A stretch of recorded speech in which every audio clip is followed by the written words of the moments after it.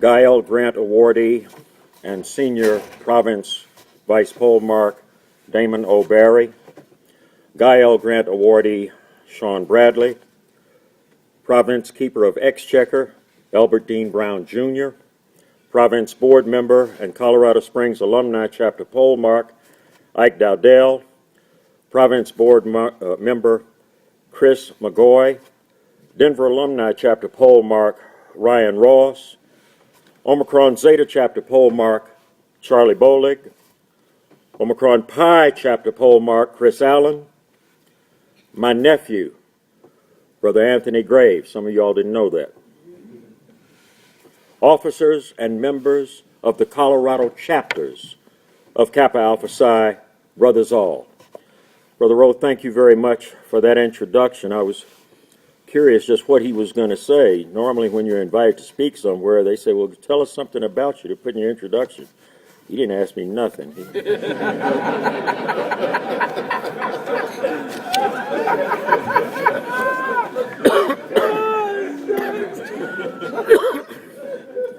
Then I get here and I find my picture on the program, and not everybody knows that's me.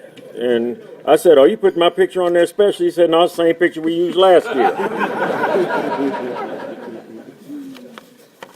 I bring greetings from the officers and members of the Wichita Alumni Chapter. As I explained to Brother Rowe when he extended the invitation for me to be your keynote speaker, I had to first get permission from my chapter polemarch, Brother Thomas A. Scott. Not only did Brother Scott give me that permission to be here on this date, he also wished me well and sends his regards to all of you. I cannot adequately express how deeply honored I am to be here tonight. Given the significance of this centennial year and the fact that Denver Alumni Chapter in particular is held in such high esteem that any keynote speaker would eagerly accept your invitation, you've made me feel very special. If you had given more thought to it, I might not be here. If you had been thinking outside the box, as I did last year, you may have been able to have a genuinely important speaker for tonight. You see, last year I was invited to be the keynote speaker for the Founders Day banquet of the Germany Alumni Chapter. Yes, in Germany. I declined their invitation because it would have prevented me from attending my local chapter meeting in Wichita, and I don't miss frat meeting. And to be clear, on the second Sunday of January in Oklahoma City, I attended my 420th consecutive meeting for 35 years without missing a meeting.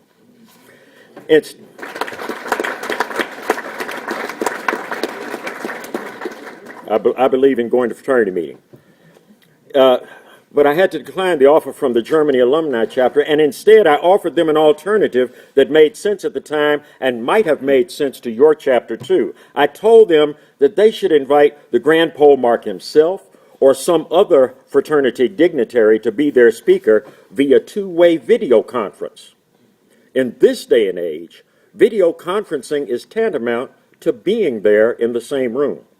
I suggested that they could even arrange to have a catered meal delivered to the speaker from a high-end restaurant so that he could enjoy the entire evening by being present at the banquet. Denver alumni could have done the same thing this year as a way of kicking off the next 100 years of Kappa by using leading-edge technology. I didn't mention that option to Brother Rowe when he extended the chapter's invitation because I jealously wanted the opportunity to be here among my brothers, my friends, and my family.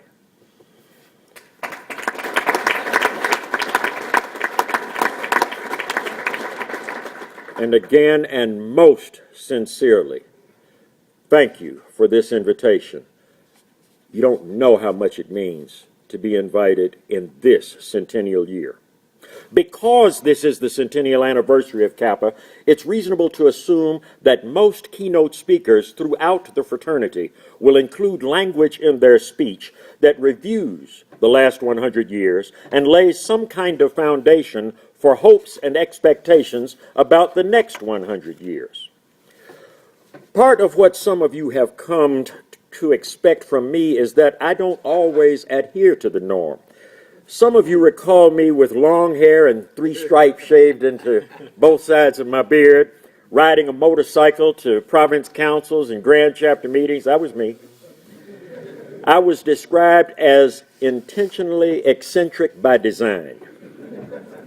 So while other keynote speakers throughout the fraternity are surely projecting a bright and shining future for Kappa Alpha Psi in the year 2111 for our bicentennial, a memorable part of my message tonight is this: Kappa Alpha Psi will not exist in another 100 years, and I can prove it.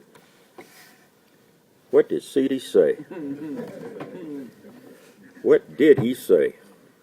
I suggest you listen carefully. Some of what you're about to hear may change your understanding of our fraternity and may alter your perception of your place in our future. Okay, let's look back at 1911 and establish a foundation upon which we can all agree has led us to this great centennial celebration. On what was probably a seasonably cold January 5th, 10 traditional undergraduate Negro students founded Kappa Alpha Nu on the campus of Indiana University. 10 such men would agree that this new fraternity would not be like anything known before. No. There were only 9 such men. What did C.D. say? What did he say? Maybe you weren't listening carefully. That group of intellectually superior men was led by revered founder Elder Watson Diggs, and rightfully so, as he was the dreamer among them. No. Revered founder Diggs was known among his peers as the scholar. The dreamer was revered founder John Milton Lee. What did he say? The fraternity's fundamental purpose would be achievement in every field of human endeavor, in science and arts, in the industries, religion, and all else that serves to promote the welfare of humanity. In fulfillment of that fundamental purpose, Kappa has initiated alumni men in a wide variety of professions: doctors, lawyers, politicians, ministers, civil servants, military men, entrepreneurs of every stripe, and the list goes on. No. Our revered founders specified that the only college graduates that were to be allowed initiation into Kappa were, quote, teachers of universities and colleges, unquote. That's right.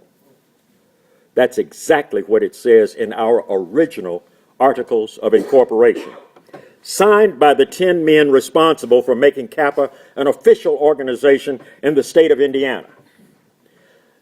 No. There were 11 men who signed that document. The motto of Phi Nu Pi would be the mantra chosen by our revered founders. It appears on our coat of arms. We cherish it as the great secret of Kappa Alpha Psi, a secret that makes us unique. Phi Nu Pi.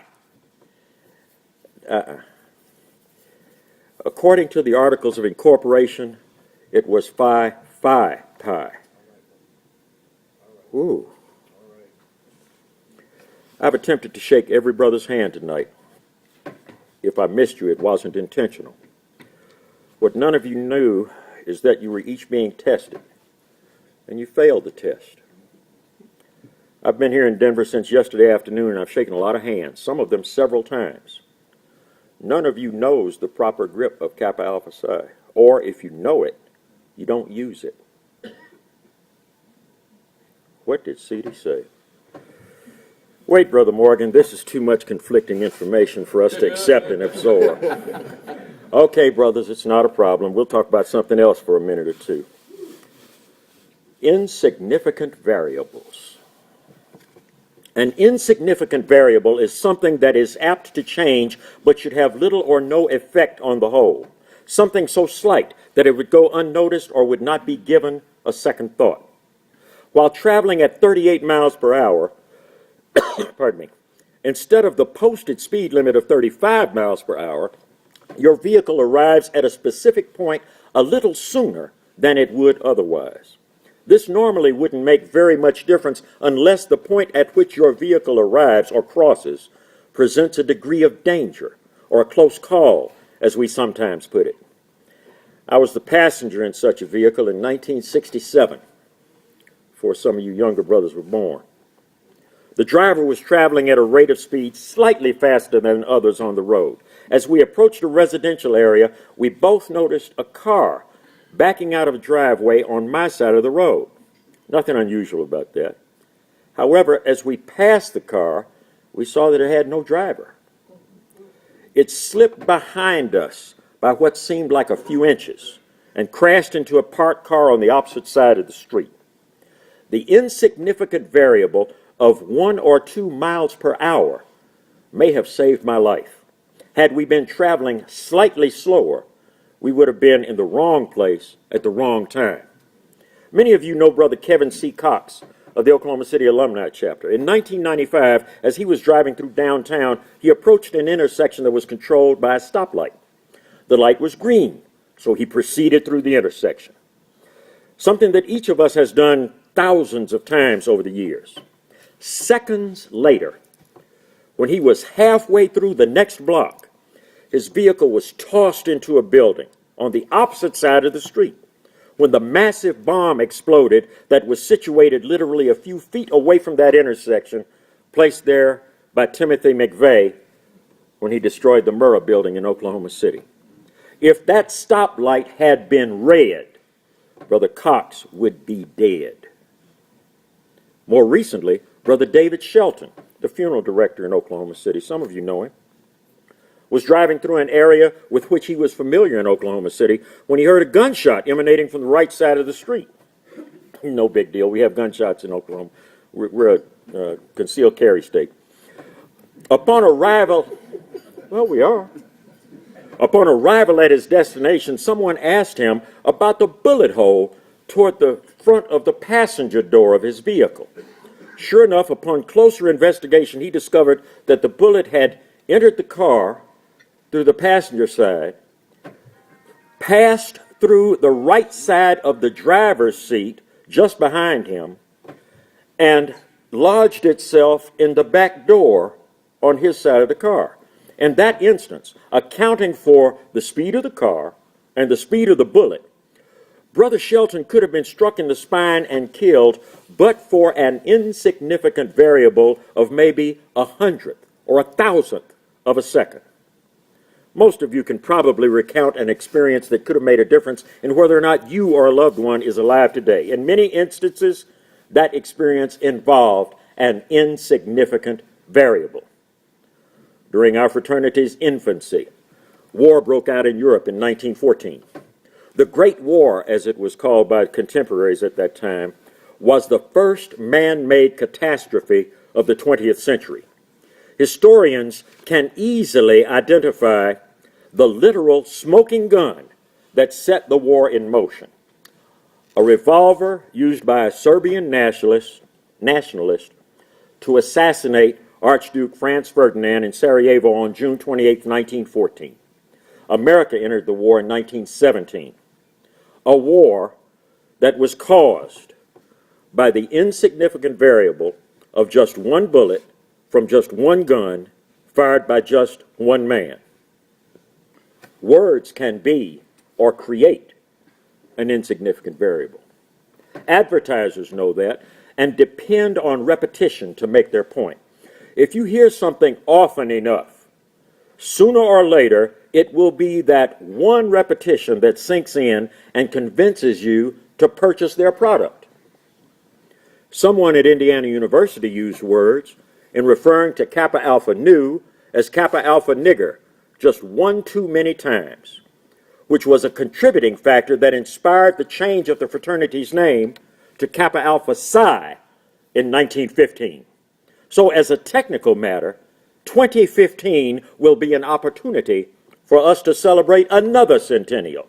On April 15th, 2015, Kappa Alpha Psi will be 100 years old. Men of Kappa have been some of the positive, insignificant variables that have brought us to this time in history.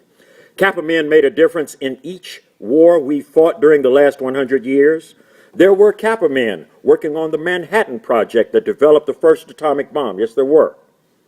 There has been a Kappa man present on the space shuttle in orbit and at the depths of the ocean aboard submarines.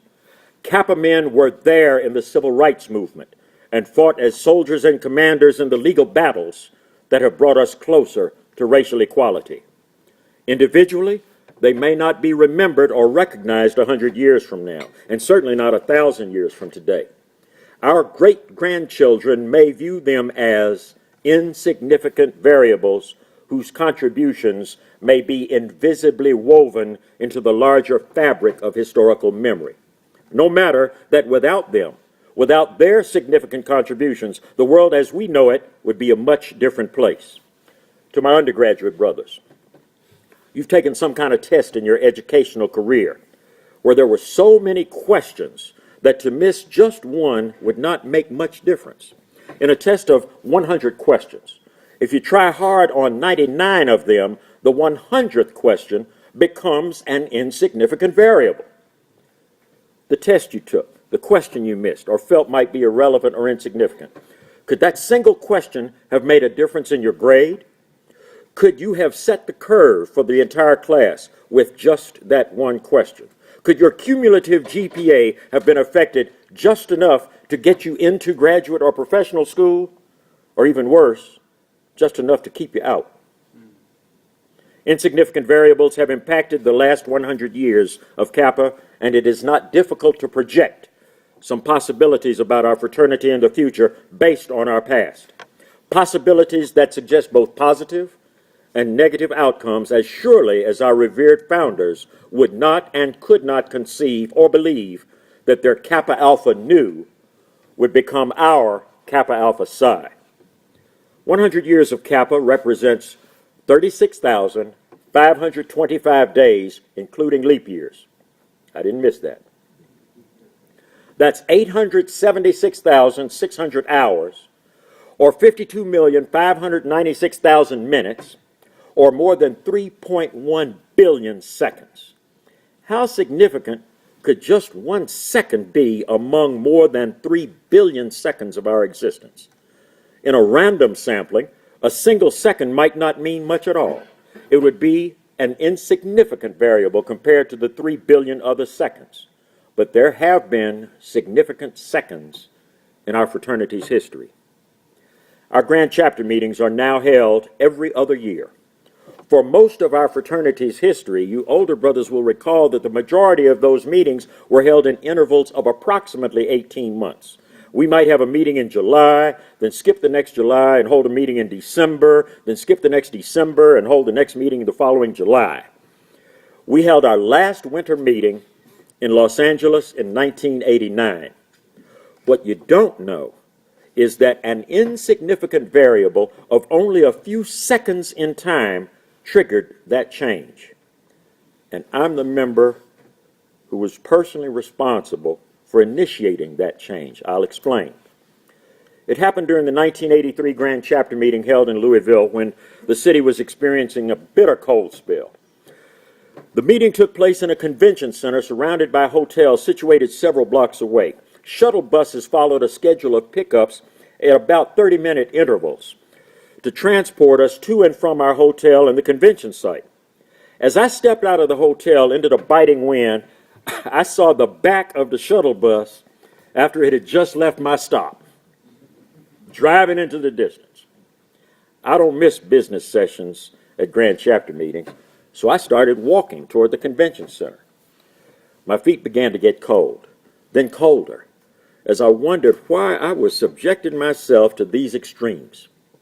You know how the mind works, spinning quickly through one thought and then another. As I walked, I recalled that I had attended a Grand Chapter meeting in New Orleans during the summer of 1976, where the heat and humidity was unbearable, followed by the Grand Chapter meeting held in Denver in the winter of 1977, where I was caught in a snowy traffic jam on a side trip to Vail. I wondered why those two meetings hadn't been reversed, so that the weather might have been more bearable at each. However, even if every winter meeting took place in the southern United States, members from the northern states might have to deal with inclement weather during their travel. Before I reached the convention center at the end of that walk, my thought process had determined that the best solution was to get rid of winter conclaves. And I wrote a proposed amendment to our national constitution and statutes to make that happen. It was endorsed by the province, sent to the National Constitution and Statutes Committee, where it was approved for submission to the Grand Chapter in session, where the delegates ratified it. So, Kappa Alpha Psi no longer has winter meetings because C.D.'s feet got cold in Louisville in 1983, and my feet got cold because I missed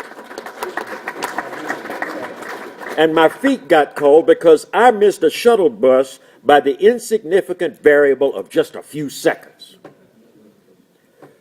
One very significant second in particular in Kappa Alpha Psi occurred on February 14, 1994. After being brutally beaten, that 1 second in time when Michael Davis died could have resulted in the end of Kappa Alpha Psi. And let me be clear, and you listen carefully when I say what I'm about to say. A loyal and law-abiding member of Alpha Phi Alpha or Phi Beta Sigma who loves his fraternity and respects other fraternities is more of a brother to me than the thugs and hoodlums who killed Michael Davis in the name of Kappa Alpha Psi. And, as some of you know, he wasn't the only child whose death could be traced to something that was ultimately caused by Kappa. There could have been just 1 second in a young man's life that could have meant the difference between being alert and falling asleep behind the wheel. We'll never know. Yeah, I said it. Kappa Alpha Psi is what it is in 2011. It is not what our revered founders intended or expected it to be in 1911. For that matter, Kappa is not what it was 50 years ago or even 10 years ago. Some of you either don't know or don't remember that before there was our emphasis on St. Jude and Piney Woods, there was the Prostate Cancer Awareness Program, the Seatbelt Project, the Assault on Illiteracy, and other initiatives. Again, the Kappa Alpha Psi of 2011 is not what it was in 1911, nor is it now what it will be in another 10 years, 50 years, or 100 years. There's a quote, you've heard it before. Sufficiently advanced technology is indistinguishable from magic. Let me say it again.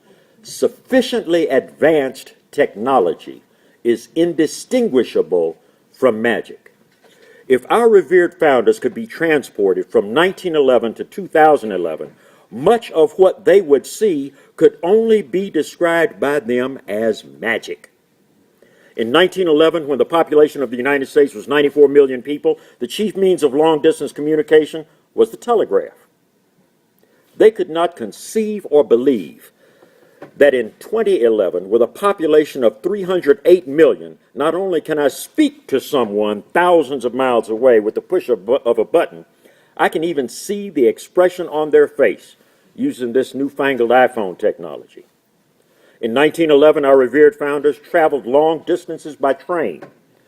They could not conceive or believe that I could travel from Oklahoma City to Denver in an hour and a half, a distance of 600 miles. Cell phones, jet aircraft, remote control television, space travel, the moon landings, computers, lasers, the internet, instant access to a world of information, transplant surgery, identifying and decoding DNA, genetic engineering. This would be magic in the eyes of our revered founders, and there's more. Society has changed beyond anything they could possibly conceive or believe. And we don't have to reach that far back to feel much of what they would view as magic, remarkable, or beyond belief. In my lifetime of 60 years, we have conquered polio, only to face the onslaught of AIDS. The birth control pill has altered history in ways that we will never truly know. And it's probably a good thing that it was invented after some of us were born, or a few of us may not be here. Yeah, I said it. I was talking about your mama. Many of us are still amazed, and our revered founders would be astounded at Brother Dean Brown Sr.'s favorite source of modern magic, Viagra.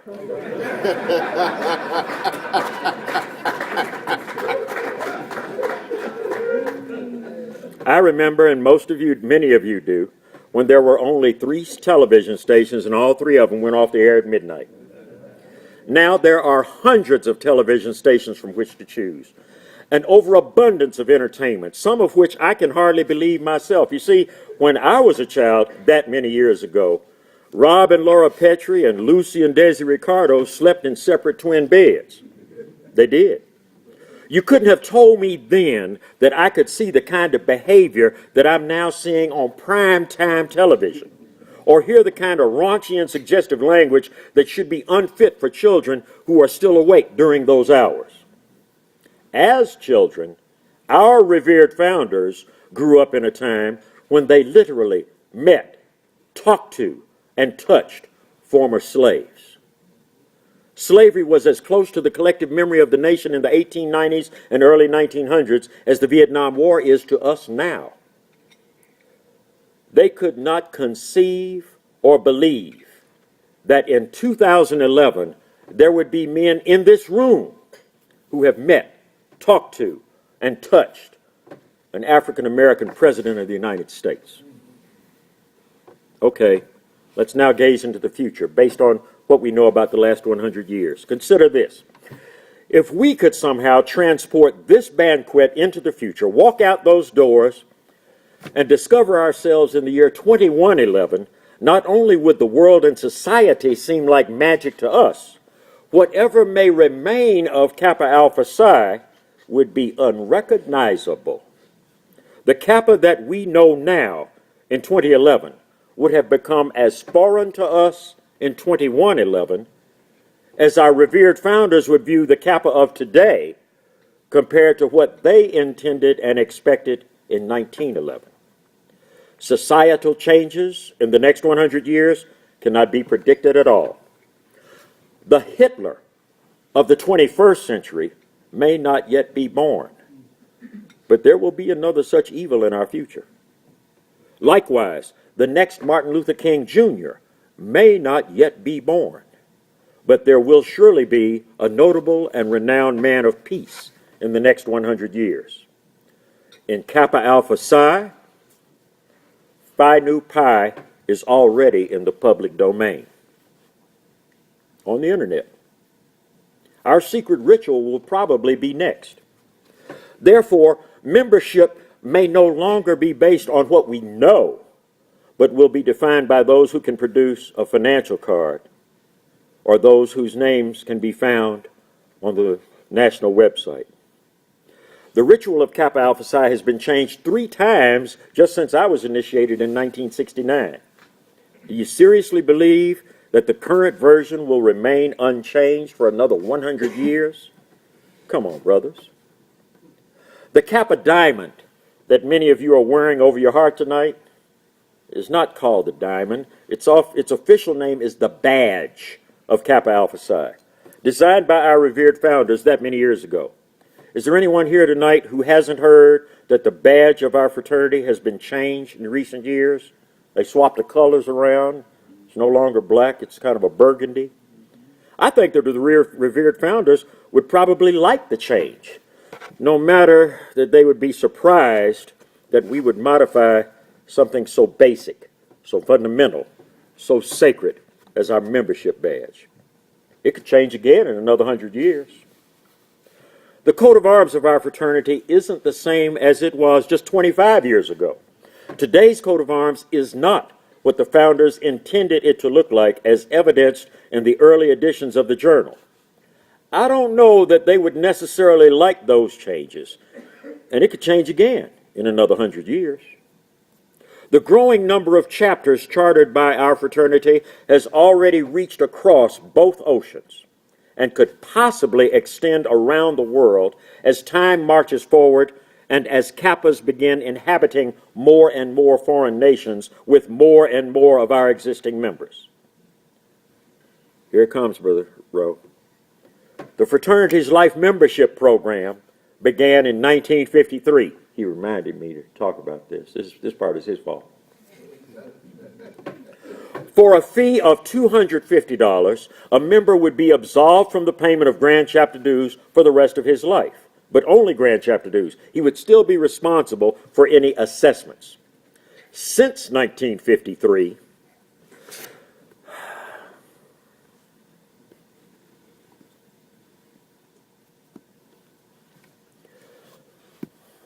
technology.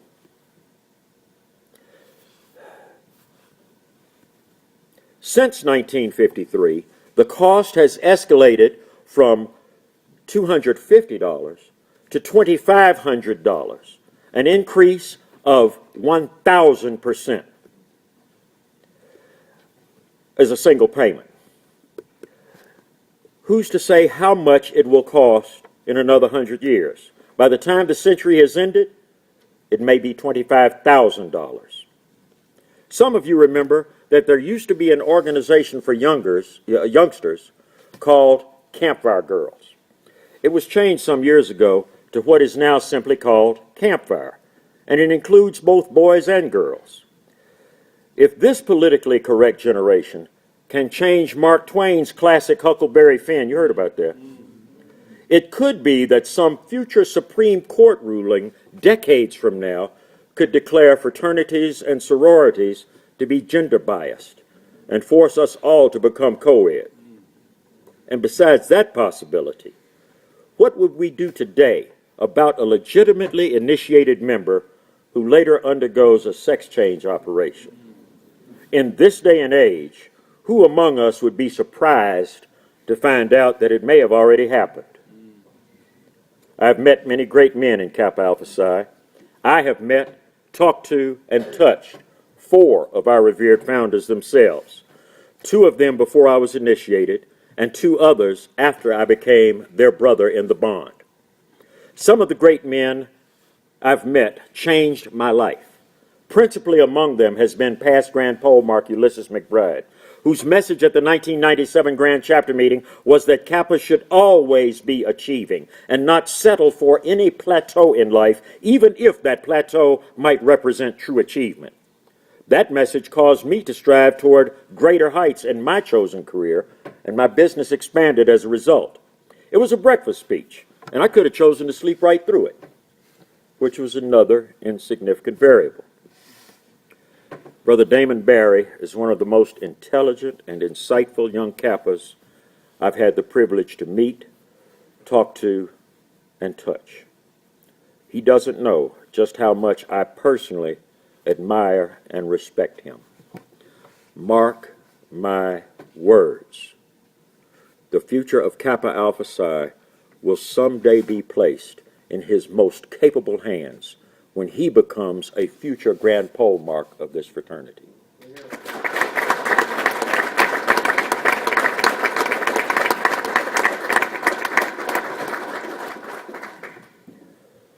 You can tell him I said it. At the beginning of my message, I said that Kappa Alpha Psi will not exist in 100 years, and I told you that I can prove it. Well, here's the proof. If Kappa Alpha Psi could somehow exist at all in the year 2111, if we can avoid the potential pitfalls that may face us, our fraternity will be a much different entity than it is in 2011. Just as the Kappa of 2011 is markedly unlike the Kappa that our revered founders intended or expected it to be in 1911. When our revered founders were born in the latter part of the 19th century, the life expectancy of a Negro male infant was less than 32 years of age. As a general rule of thumb, the longer you live, the longer you're expected to live. By the time they founded Kappa Alpha Nu in 1911, the average 20-year-old Negro male was expected to live to age 53. My uncle was born in 1908. In 2008, he died at age 100. Living to age 100 isn't that unique in this day and age. Therefore, it's not science fiction to conceive and believe that our 20-year-old undergraduates might well live to be 120 years old in 2111. And your children and grandchildren who've been born in the last 10, 15 years, you need to tell them. They're going to be around here to see the start of the next century. At that age, at 121 years of age in the year 2111, in that year, they will view whatever this fraternity may have become and say, C.D. told us this would happen 100 years ago. It could be the insignificant variables that will occur during the next 100 years that might determine our uncertain future. Can you be the variable that could make the difference between your chapter having a successful community service project or fundraiser because of one extra pair of hands and legs? Could the best man for the job be elected because you showed up at fraternity meeting to cast your vote? Could the future of this great fraternity, for better or worse, be ultimately determined by just one of you here tonight? Just one man whose priority is Kappa Alpha Psi. All it takes is one man, one insignificant variable, to assure that Kappa will exist in 100 years, to celebrate our bicentennial in 2111, and to prove me wrong in the process. That's fine. So it is, brothers. We have a mandate to keep Kappa Alpha Psi vibrant, strong, reflecting manliness, fidelity, and the source of our delights and joys. We have a mandate to provide the best and brightest leadership, a leadership that stresses the spirit of service. If there is to be a tomorrow for Kappa Alpha Psi, a bicentennial 100 years from now, then we must adjust our priorities and build this fraternity into a fortress where our young people can retreat, so that Kappas will have the time needed for inculcating them in the way they should go. That is where it is, my brothers. Future Kappa greatness will be determined by how many youngsters we can guide right, not by how many step shows we can turn out. It will be determined by how many brothers and sisters we lift from hopelessness and helplessness, not by how high we can lift the loving cup or how often. As we become more of a global presence, and I'm almost there, brothers, future Kappa greatness will be determined by the extent to which we can instill love and peace between people and nations, and not by how many Kappa sweethearts grace our playpens. Kappa men can make a difference, and a difference is needed. In closing, I'll quote the fifth grand pole mark, Earl B. Dickerson, when he said, I quote, Kappa Alpha Psi is no longer a provincial organization of a few ambitious, callow youths within a single community. It is a national society of members who walk the high road in many cities and hamlets throughout the nation, unquote. My brothers, the task is before us. Are you willing to accept the challenge? Willing to be that insignificant variable of progress? Onward, then forward, be our battle cry. High uplift the banner of Kappa Alpha Psi.